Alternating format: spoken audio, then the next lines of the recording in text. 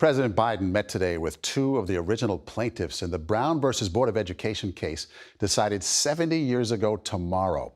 It outlawed segregation in schools, an important step in the fight for racial equality.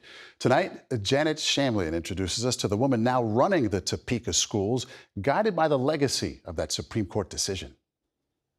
I heard you had a birthday. Home-delivered birthday gifts and cake aren't generally part of a school curriculum. Good morning. But Topeka School Superintendent Tiffany Anderson rarely sticks to a lesson plan when there's a child in need. If we don't do it, who will?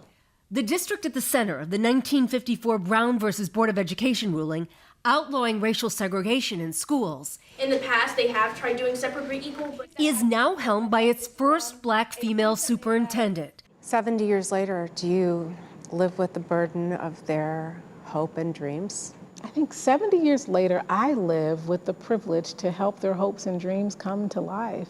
I'm standing on their shoulders. High school graduation rates have skyrocketed from near 70 to 91% during her 8-year tenure.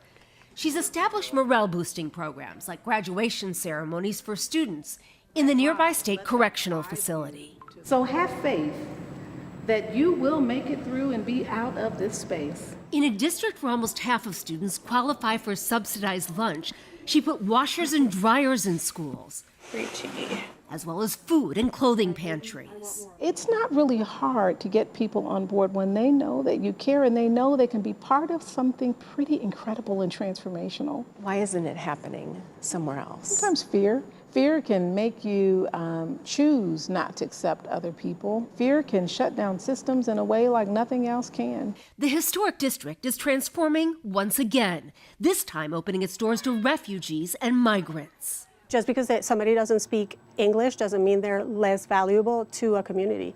Students from more than 40 countries have enrolled. We have clothing, we have... Director of Cultural Innovation, Pilar Mejia, welcomes each one. Without this program, where do you think some of these families would be right now? It would be tragic. They might end up in either not being able to come or stay in situations in their countries that are dire. Is there any connection that you can draw there between what's happening now with these kids and the situation at the time? The connection is they all are looking for a better and brighter future.